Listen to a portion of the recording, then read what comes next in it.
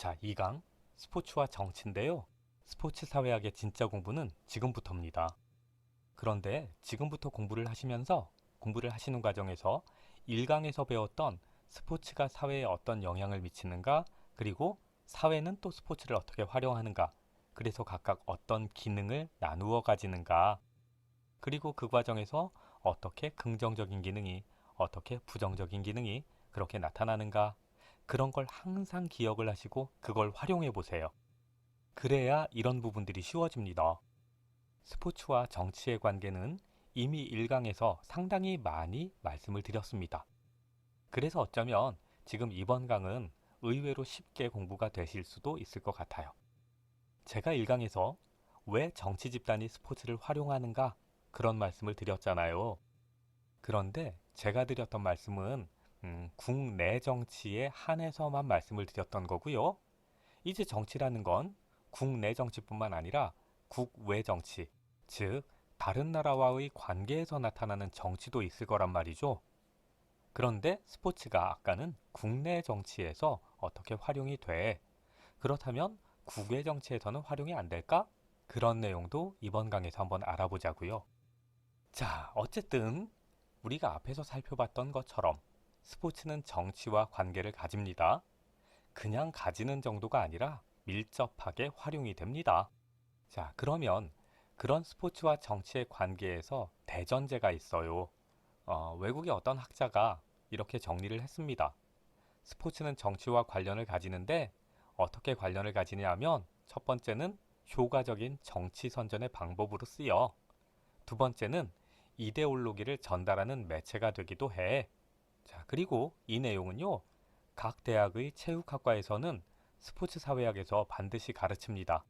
그래서 이런 내용들은 우리도 이해를 해둘 필요가 있는 거죠. 스포츠는 사람을 열광하게 해요. 그리고 하나의 팀을 동시에 응원하는 경우에는 굉장히 강한 일체감을 형성해 줍니다. 다시 정리하면 사람들의 관심도 높은 데다가 그 관심을 가진 사람들을 하나로 똘똘 뭉치는 그런 역할도 해준다란 말이에요. 그런데 정치 집단이 그런 스포츠 활동을 지원을 해요. 그러면 스포츠에 집중된 사람들의 관심을 정치 집단들이 다 가져갈 수 있게 됩니다. 그래서 그 많은 나라들이 메가 이벤트, 그러니까 아시안 게임, 월드컵 혹은 올림픽 이런 국제 경기를 개최하려고 혹은 유치하려고 그렇게 노력을 하는 거죠. 그런 경기를 개최한다고 해서 무조건 그 경기가 성공하리라는 보장은 없거든요. 실제로 굉장히 많은 손실을 보는 나라도 많음에도 불구하고 그런데도 그런 국제 경기를 개최하려고 그렇게 노력을 하는 이유가 바로 이겁니다. 스포츠의 대중적인 속성을 활용하겠다라는 거죠. 그리고 이제 2002년 월드컵 경기 때처럼 자국의 선수들이 기대 이상의 성과를 거둬요. 바로 그럴 때 짜자잔 하면서 그런 국제 경기를 개최한 그런 정치 집단 혹은 정치인이 모습을 드러냅니다. 그리고 그 스포츠에서의 성공이 마치 자신들의 성공인 것처럼 그렇게 자랑하는 거죠. 그걸 효과적인 정치 선전의 방법이라고 하는 거예요. 그런데 이 정치 선전이라는 것이 반드시 자국의 국민들만을 대상으로 하는 건 아니에요. 우리나라 같은 경우에는 2002 월드컵 때 일본과 자존심 싸움도 벌였지 않습니까? 그러니까 이 정치 선전의 방법이 자국 국민들만을 대상으로 하는 것이 아니라 다른 나라를 대상으로 하기도 한다라는 거죠. 자, 스포츠와 정치의 관계. 스포츠는 자국 정치와의 관계만을 가지는 건 아니다.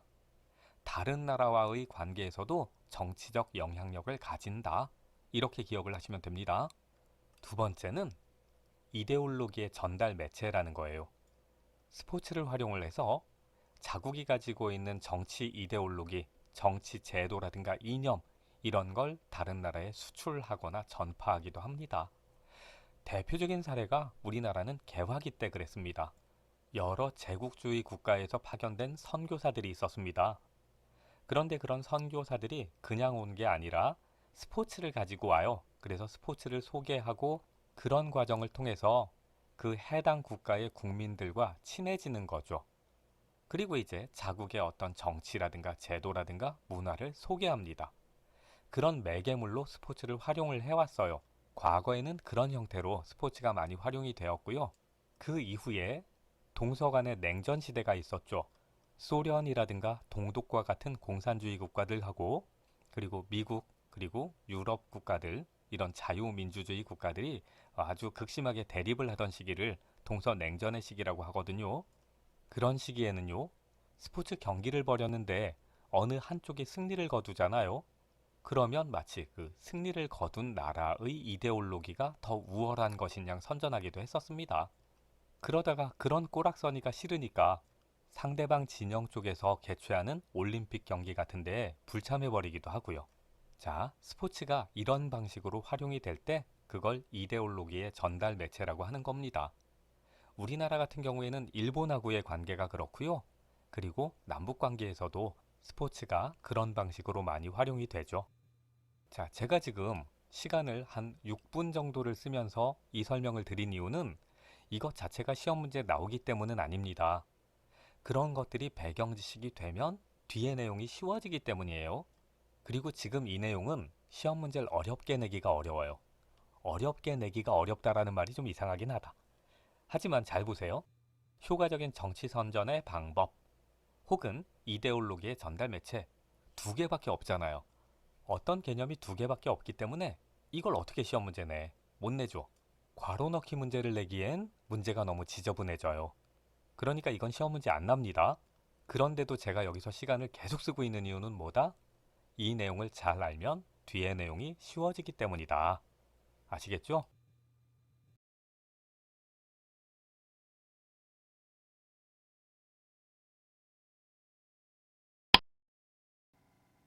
자, 제가 1강에서 드렸던 말씀하고 금방 봤던 정치 선전의 장으로 쓰인다거나 효과적인 이데올로기의 전달 매체가 된다거나 이런 내용을 잘 이해를 하시면요.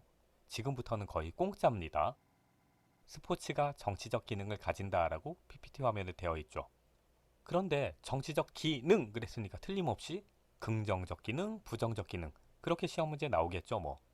그래서 저희도 순기능과 역기능으로 그 기능을 나누어 봤습니다. 먼저 순기능을 보면 국민을 하나로 뭉치게 해요. 아까는 국민을 통합한다. 일체감을 형성한다.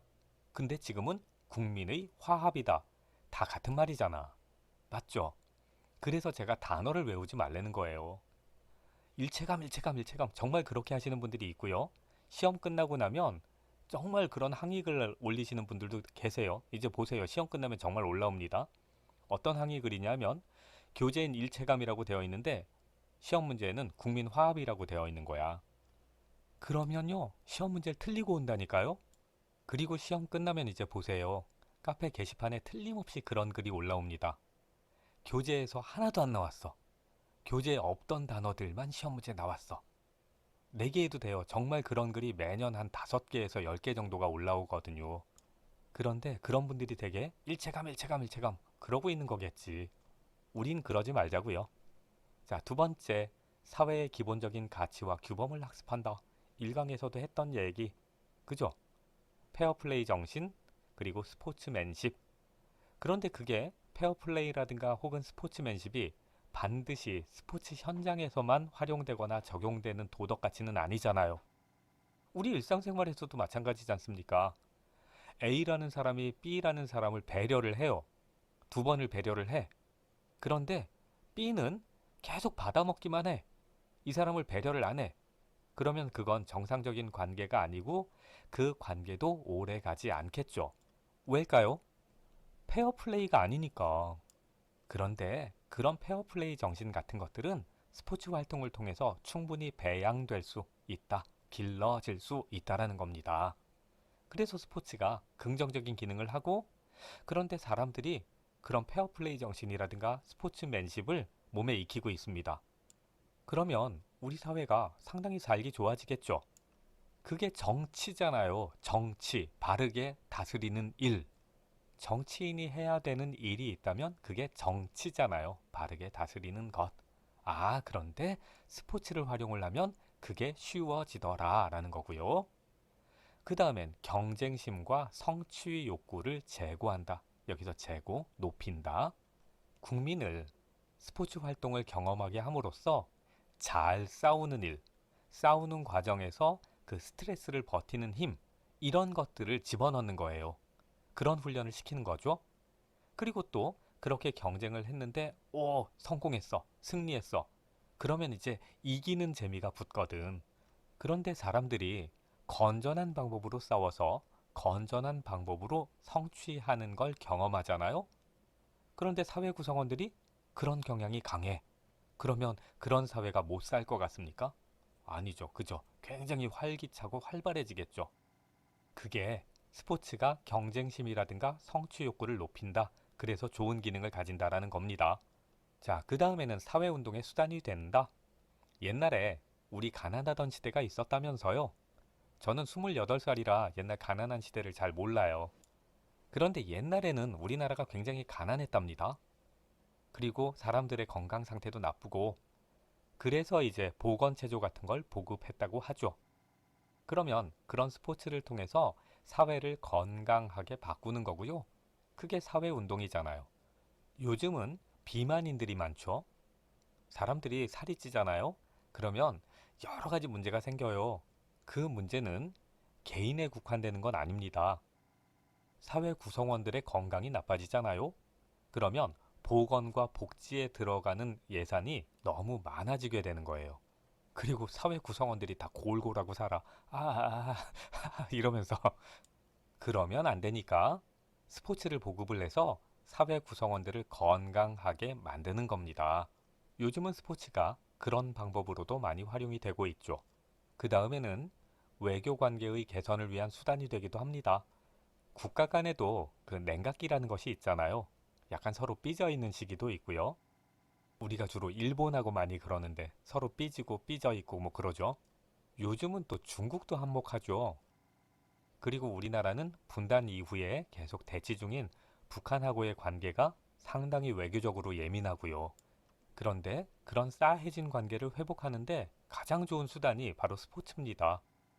양국이 서로 협의를 해서 그래서 스포츠 행사를 개최를 하고요.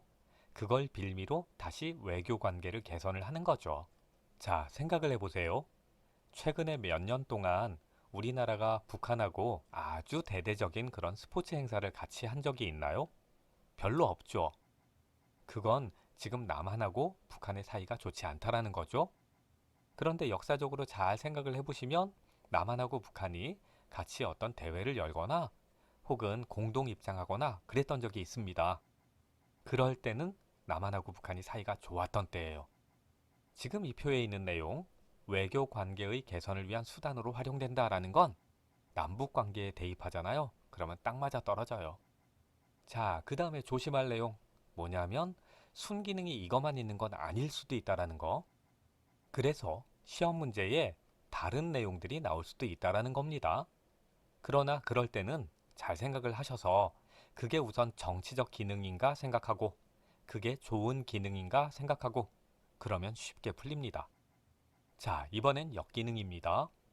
승리지상주의로 인한 국민의 분열이라고 되어 있는데 국민들 화합하라고 그래서 프로야구를 지역별로 만들었어요. 호남팀도 만들고 영남팀도 만들고 충청도에도 팀을 만들고 서울에도 두 개가 있고 그렇게 프로야구라는 걸 시작을 했는데 국민들이 너무 승리에 매달려. 그래서 우리 지역 팀이 지잖아요.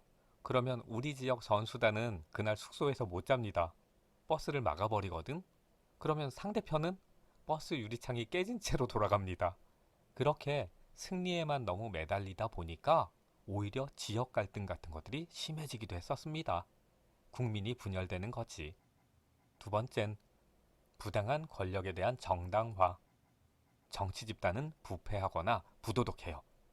그런데 그런 정치 집단이 스포츠를 막 활성화해서 자신들에 대한 비판 의식을 무마합니다. 그리고 오히려 그런 대형 스포츠 행사를 개최하면서 마치 국가의 위상이 굉장히 높아진 것처럼 홍보하고 덩달아 자신들의 권력을 강화합니다. 그런 것들을 부당한 권력에 대한 정당화라고 하는 거고요. 이건 앞에서도 얘기했었죠.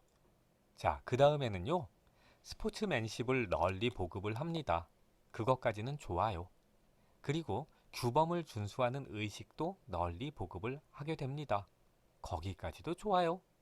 그런데 그 규범이 부당함에도 불구하고 그런 부당한 규범에 대해서까지 복종하라라고 요구를 하기 시작합니다.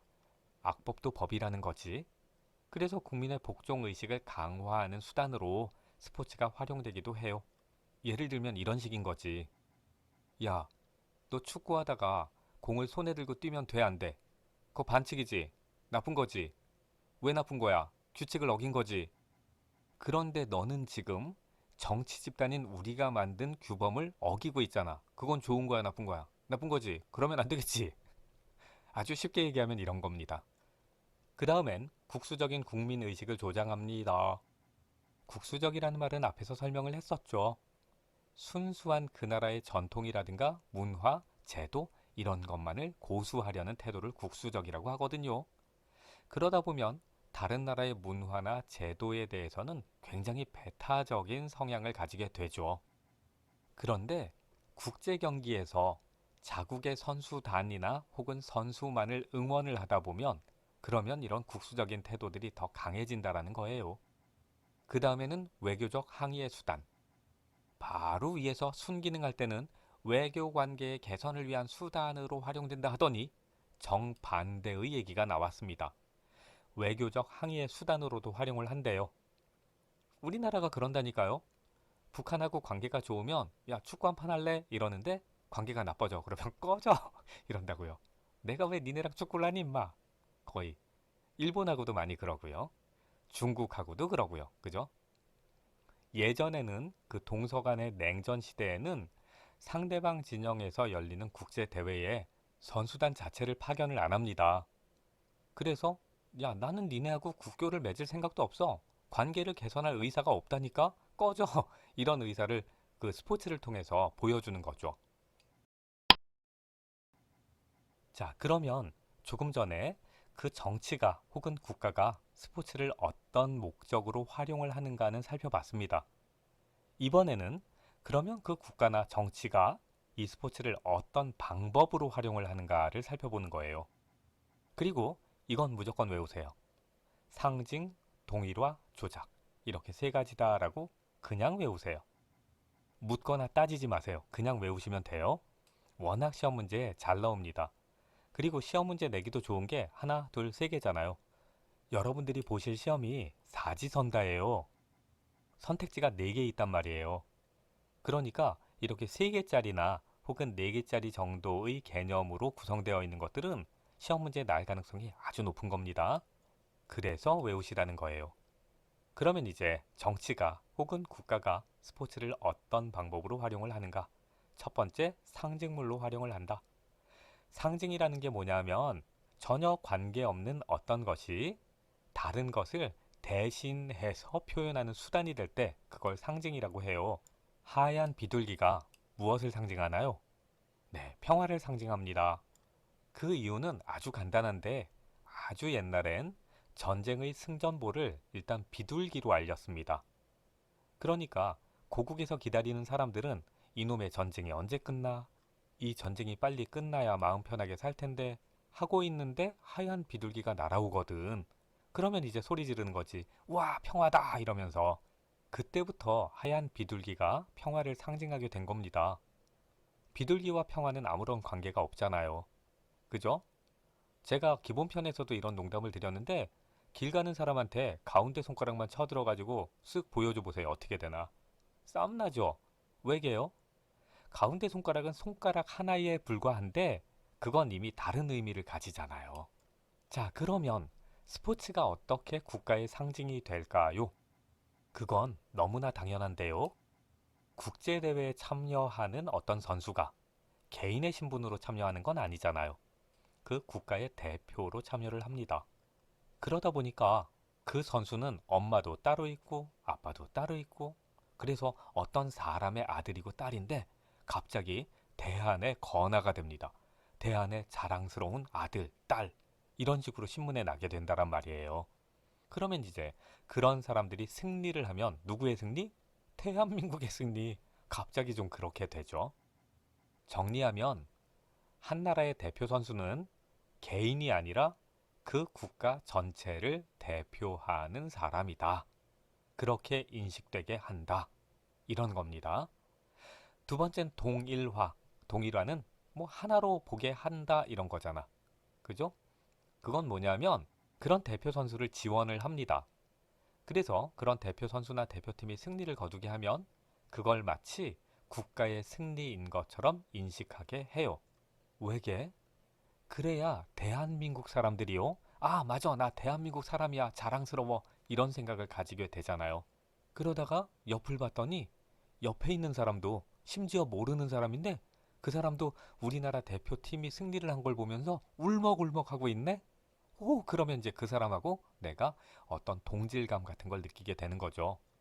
2002년 월드컵 때는 길에서 모르는 사람들끼리 같이 춤추고 어깨동무하고 껴안고 뭐 그랬었다고요. 아, 대한민국 국민으로서. 그땐 정말 그랬대요. 저는 그때 2살인가 그랬어갖고 기억이 잘 안 나는데 뭐 그랬답니다. 자, 그 다음에 조작이라는 거 있죠? 이렇게 기억을 하시면 돼요. 정치는 혹은 국가는 스포츠를 활용해서요. 스포츠를 어떻게 활용을 해? 상징과 동일화의 수단으로 활용을 해서 그래서 그 사회를 혹은 대중들을 조작하기 쉽게 다룬다. 이해가 됐죠? 혹은 이렇게 외워도 됩니다. 국가는 혹은 정치 집단은 스포츠를 상징이나 동일화의 수단으로 활용하기 위해서 그 스포츠 자체를 조작한다. 이렇게 외워도 되고요. 둘 다 맞는 말이에요. 정확하게는 뒤에 쪽이 조금 더 맞아요. 후자에 말씀드린 게. 정리를 하면 스포츠를 상징과 동일화의 수단으로 쓰려고 해요. 그런데 우리나라 대표 선수가 혹은 대표팀이 맨날 져.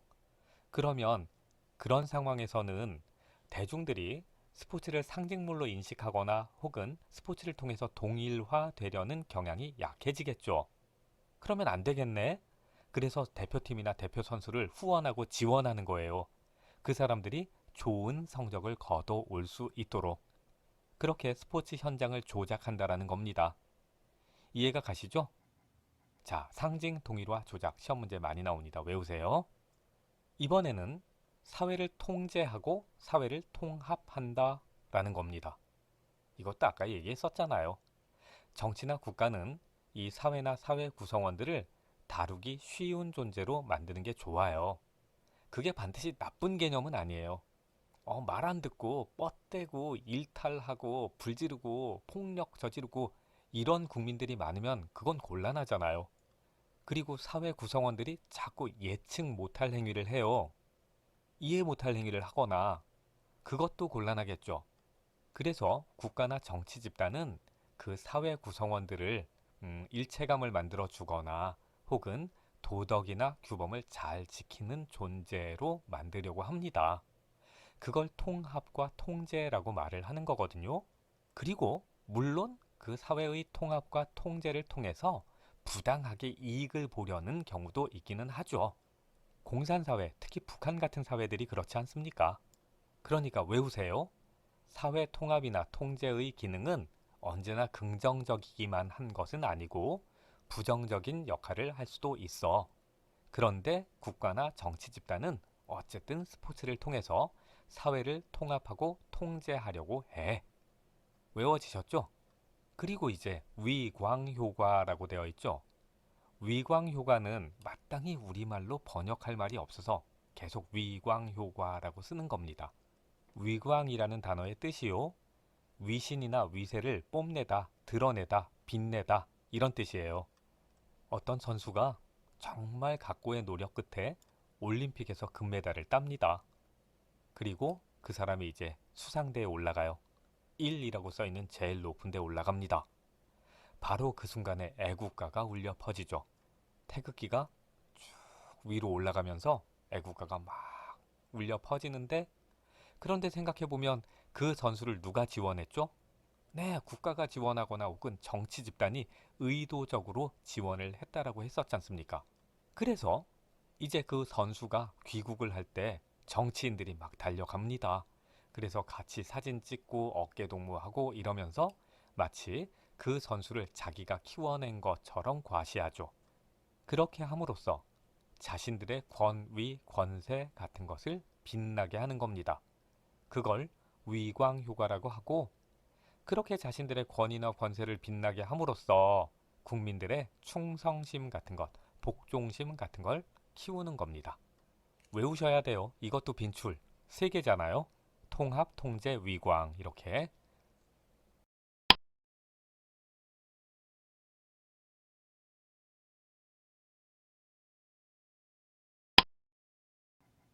방금 전까지는 시험에 빈출하는 그 스포츠의 활용 목적이라든가 활용 방법들을 봤었거든요.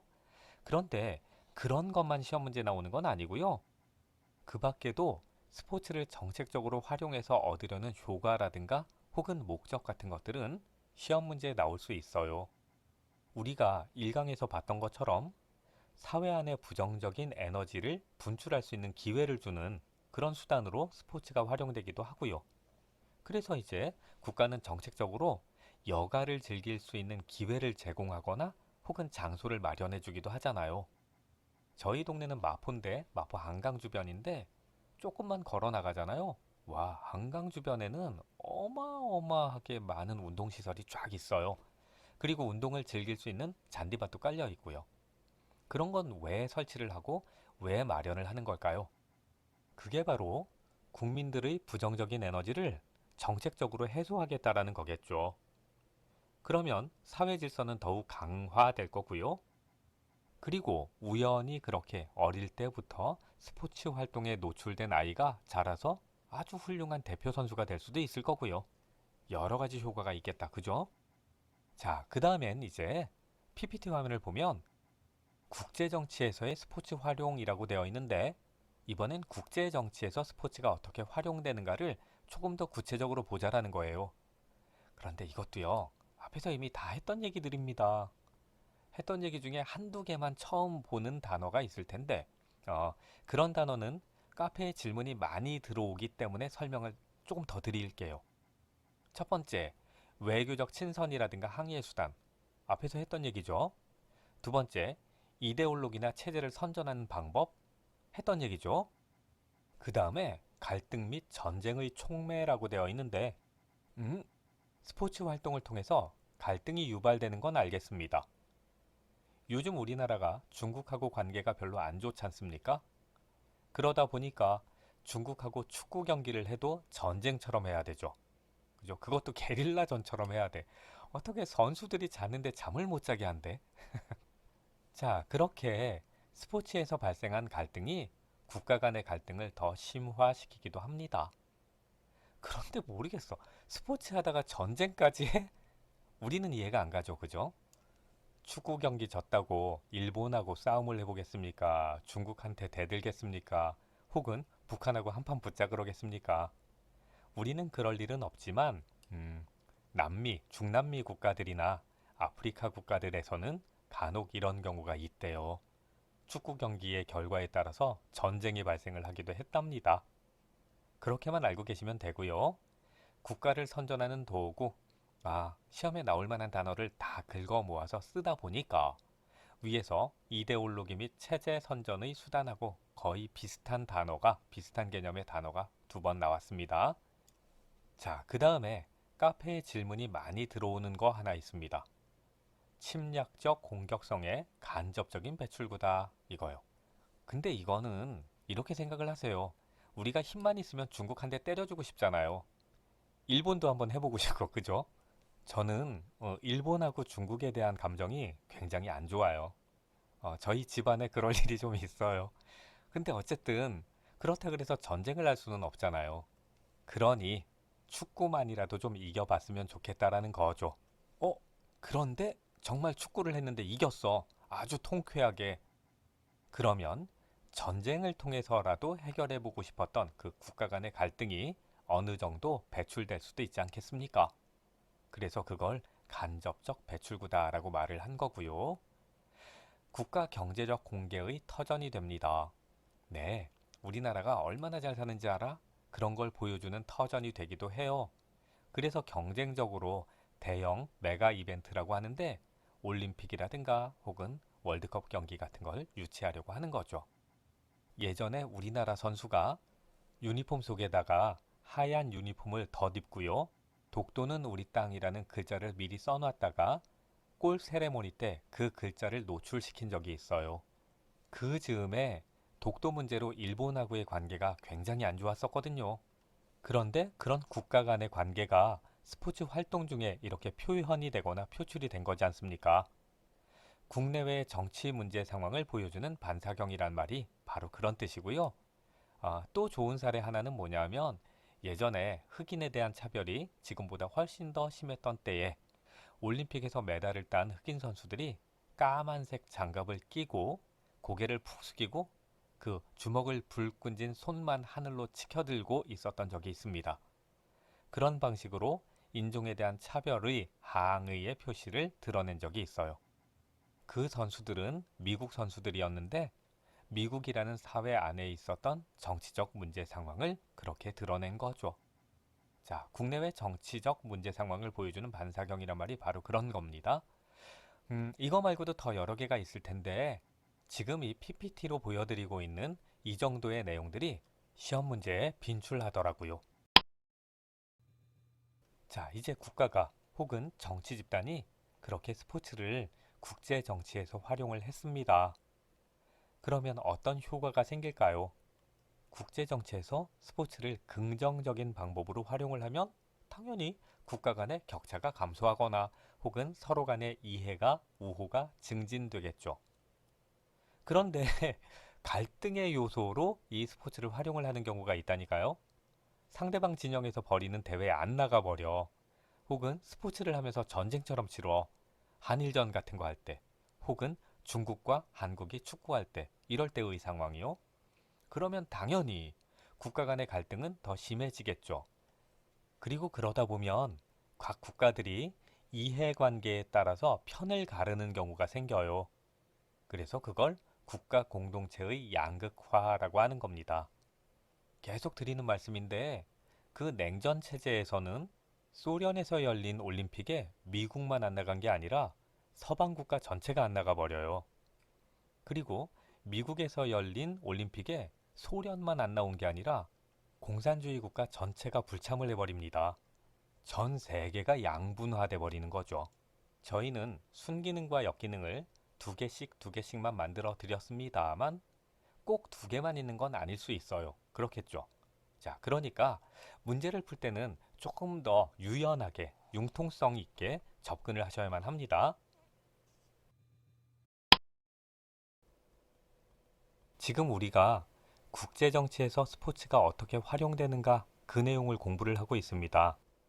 그런데 그 스포츠가 국제정치에서 활용되려면 기본적인 전제가 하나 있어요.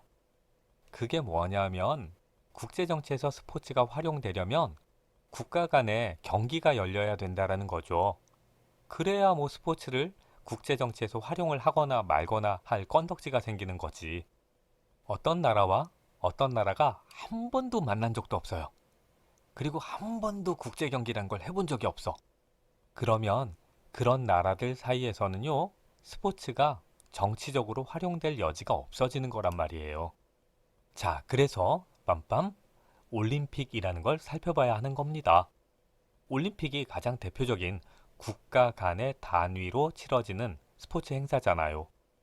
즉, 국제 정치 안에서 스포츠가 정치적으로 활용될 수 있는 가장 좋은 사례라는 거죠. 자, 그래서 지금 올림픽 경기가 정치화 될 수밖에 없는 요인이 무엇인가? 이런 표를 그려드린 겁니다. 올림픽 경기가 정치적으로 활용될 수밖에 없는 이유는 말씀드린 것처럼 올림픽이 가장 대표적인 국가 대항의 경기가 열리는 스포츠 행사이기 때문입니다. 그러다 보니까 그 올림픽 경기에서의 승패는 단지 선수나 선수단의 승패가 아니라 국가 간의 승패로 그렇게 인식이 되려고 하는 경향이 있어요. 중계방송도 거의 전쟁처럼 하잖아요. 대한의 건화가 적진에서 태극기를 휘날리고 있습니다. 이런 식으로 말을 해요. 특히 한일전 혹은 요즘은 안 그러다가 갑자기 한중전도 그렇게 변하고 있죠. 자, 그런 과정에서 어쨌든 민족주의가 심화됩니다. 한민족하고 일본 민족의 갈등이 심화됩니다. 이렇게 외우면 안 잊어버릴 겁니다. 그 다음엔 정치 권력의 강화 의도로 올림픽 경기에 나가는 대표팀이나 대표 선수를 지원한다라고 했었죠. 그래서 그 선수들의 성과를 마치 자신들의 성과, 성취인 것처럼 홍보한다고요. 그래서 올림픽 개막식이라든가 폐막식에 각국의 정치인들이 참여를 하는 거고요. 참석을 하고 그리고 중요한 경기에서는 VIP 룸에서 그 경기를 직접 관람하기도 하죠. 바로 그런 이유로 올림픽 경기는 정치화되고 있습니다. 그 다음에 상업주의가 팽창하는데 그게 정치화랑 무슨 영향이 있어? 무슨 관계인데? 하실 수 있을 텐데 올림픽이라든가 월드컵과 같은 대형 스포츠 행사는 한 국가의 예산만으로는 치를 수가 없습니다. 그래서 그런 경우에는 기업의 후원을 받을 수밖에 없어요. 그리고 그런 대형 국제 경기를 지원하는 그런 기업들은요, 한편으로는 정치인들에 대한 후원을 제공하기도 하거든요. 뇌물 같은 것 말고 합법적인 후원을 말씀드리는 거예요. 그러면 그런 후원을 받은 정치인은 후원을 해준 기업이 좋은 홍보의 효과를 거둘 수 있도록 대회의 주최 측에 압력을 행사할 겁니다. 하지만 홍보물을 설치할 수 있는 그런 좋은 자리는 그렇게 많지는 않을 테고, 그래서 그런 몇 개 안 되는 자리를 놓고 이제 로비가 벌어지겠죠. 그런 과정에서 정치적 입김이 센 나라가 그런 좋은 자리를 차지할 가능성도 높고요. 또 올림픽 경기 같은 경우에는 상업적으로도 가치가 있습니다. 대회 자체만으로 상업적인 성공을 거두는 경우들이 종종 발생을 하고 있거든요. 그리고 상업적으로 성공을 하지 못하더라도 국가의 위상을 높이는데 굉장히 큰 도움이 되기도 하고요. 자, 그래서 각국의 정치인들이 정치력을 발휘해서 그 올림픽 경기라든가 월드컵 경기 같은 것을 자국으로 유치하려고 경쟁을 펼치고 있습니다. 그런 일들도 올림픽과 같은 그런 행사들이 정치화되어 가는데 한몫하는 거죠. 자, 그래서요. 결과적으로 스포츠는 순수한 스포츠가 아니라 정치적인 도구로 전락하는 경우들이 최근에는 많이 발생하고 있습니다. 자, 여기도 또 원인, 민족주의의 심화, 정치 권력의 강화 의도, 상업주의 팽창 하지 마시고 그런 내용을 한 번씩만 이해를 하시면 돼요. 그러면 절대로 사람 머리는 그렇게 자기가 깊이 고민해보고 생각했던 내용은 안 까먹는다니까요. 그 증거가 10년 전에 헤어진 전 여친이나 전 남친의 이름을 안 까먹잖아요. 왜 안 까먹냐 하면 그것에 대해서 자기가 심각하게 고민을 했었거든. 그런 것들은 절대 안 까먹어요. 나는 머리가 나빠서 그건 다 핑계고 변명이야. 사람 머리는 다 도찐 개찐이에요. 거기에서 거깁니다. 외우려고 하면 할수록 안 외워집니다. 한 번만 고민하면서 깊이 생각하시면 그냥 외워집니다. 지금 우리가 스포츠가 어떻게 국제 정치에서 활용되는가 그런 내용을 공부를 하고 있죠. 그리고 또 그런 과정에서 스포츠 자체가 정치적 도구로 쓰이더라, 정치화 되더라 이런 얘기도 나왔고요. 자, 그러면 남한과 북한이라는 특수한 관계에서도 스포츠가 활용될 수 있을까요? 남한도 북한도 서로 외교적인 관계를 맺고 있죠. 우리는 뭐 같은 민족이야, 그리고 단일 국가야, 이런 얘기를 하지만, 그러나 현실적으로는 북한이라는 나라가 있고, 남한이라는 나라가 있는 거잖아요. 그러면 이런 남한과 북한 사이에서도 스포츠는 정치적 도구로 활용이 될 겁니다. 그리고 이 내용은 이미 앞에서 다 했던 내용이기 때문에 이젠 엄청 쉬울 거예요. 지금 보세요. 이제 그 PPT 화면을. 남북 스포츠 교류의 효과, 남한이란 나라와 북한이란 나라가 있어. 그런데 약간 애매한 건 이게 언젠가는 하나가 되어야 될 나라야. 하지만 지금은 일촉즉발이라고 하잖아요. 촛불 하나만 훅 끄면 그냥 터져버리는 그런 아주 위태로운 상태로 서로 총을 겨누고 있어. 굉장히 특수한 경우죠, 이런 경우는. 자, 그러면 그럼 남한과 북한 사이에서 스포츠가 어떤 역할을 할 수 있을까요? 첫 번째, 스포츠 교류를 통해서 남북한의 갈등과 긴장이 완화될 수 있다. 이미 앞에서 다른 내용으로 얘기를 많이 했었잖아요. 두 번째는 서로에 대한 이해를 높인다. 그리고 공동체 의식을 증진한다. 우리는 같은 민족이고 하나의 국가여야 해. 그런 생각을 강화할 수 있다라는 거죠. 그리고 우리는 아무렇지도 않게 살아가고 있지만 다른 나라 사람들은 이 한반도를 굉장히 위험한 화약고로 인식하고 있습니다. 그런데 그런 남한과 북한이 사이좋게 축구를 하네? 그러면 그런 국제사회의 불안감이 어느 정도 풀리겠죠. 그러면 그게 어떤 효과를 거두냐면 한국에 대한, 남한에 대한 투자가 늘어나게 됩니다. 외국 기업들이 들어오기도 하고 외국인 투자자들이 한국의 기업에 투자를 하기도 합니다. 그리고요, 기본편에서도 말씀을 드렸는데 우리는 북한이 붕괴되면 당연히 북한 땅이 남한 땅이 될 거라고 생각을 하고 있어요. 그런데 그렇지 않습니다. 현실적으로. 중국도 있고 일본도 호시탐탐 노리고 있고 미국도 아마 그냥 두지 않을걸요? 그래서 북한이 붕괴한다라고 해도 자연스럽게 남한과 북한이 통일 한국을 형성하지는 못할 것 같습니다. 일본 만화 영화 중에 공각기동대라는 게 있어요. 공각기동대의 어느 편에서 보면 처음에는 어느 나라 사람인지 모르겠는데 다른 나라에서 난민을 받아주지 않아서 그 난민들을 일본이 수용해 준다라는 얘기가 나옵니다. 그런데 일본 사회에서도 그 난민들을 수용하는가 아니면 수용하지 말아야 되는가에 대한 찬반 대립이 심하고 그래서 그 난민을 거의 포로 수용소와 같은 그런 지역에다가 격리시킨다라는 내용이 나옵니다. 그런데요, 그걸 쭉 보다 보면 이상한 내용이 나와요. 그 만화의 주인공들끼리 하는 대화 중에 반도는 전쟁의 후유증으로 폐허가 되었어. 그 반도에서의 전쟁에 자위대가 참전했고, 그리고 신의주에서 굉장히 많은 사람들을 해방시켰어. 막 이런 얘기들이 나온다니까요. 결국은 반도는 한반도였던 거예요. 그런데 그 만화에서조차도 한반도에서 전쟁이 나면 그 전쟁은 남북 전쟁이었는데 그러면 일본이 아주 자연스럽게 그 전쟁에 개입하겠다라는 의도가 보인다라는 겁니다. 그 만화에서는 남한 정부는 한 번도 언급조차 되지도 않아요. 그냥 아주 자연스럽게 일본 자위대가 그 특수부대가 신의주까지 가서 북한군을 괴멸시키고 북한 주민을 해방시켰다 이렇게 나온다니까요. 일본 애들만 그런 생각을 하고 있을 것 같습니까? 중국 사람들은 안 그럴 것 같아요? 미국은요? 그게 현실이라고요? 그래서 남한과 북한이 더욱 활발하게 교류를 해야만 한다라고 주장을 하는 사람들이 있는 겁니다.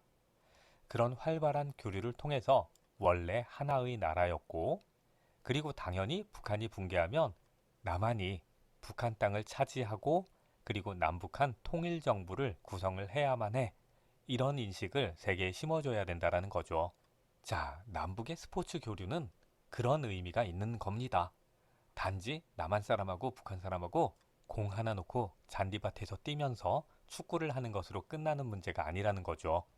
그래서 역사적으로 남한과 북한은 많은 스포츠 교류를 실제로 하고 있었습니다. 지금 이 PPT 화면에 주요 남북의 스포츠 교류의 역사라고 되어 있는데 이 내용들도 시험 문제엔 자주 나오는데 한국 체육사에서도 나오고 이 스포츠 사회학에서도 나옵니다. 특히 뭐가 잘나냐면 1991년에 있었던 사건이 많이 나옵니다. 세계 탁구 선수권 대회, 그리고 세계 청소년 축구 대회. 이거 왜 시험 문제 많이 나오게 해요? 남북 단일팀이었거든요. 2000년에 시드니 올림픽 개막식도 시험 문제 많이 나와요. 이건 왜 많이 나올까요? 공동 입장이었습니다. 공동의 단기, 공동의 의복, 그리고 국가 대신에 아리랑 연주. 그렇게 기억을 하시면 돼요. 그 시드니 올림픽 이후에 여러 차례 남북한은 공동 입장을 했었어요. 그런데 시드니 올림픽이 분단 이후 최초였기 때문에 그게 시험 문제에 잘 나오는 겁니다. 외워야 돼요. 시드니 올림픽하고 91년에 있었던 이라고는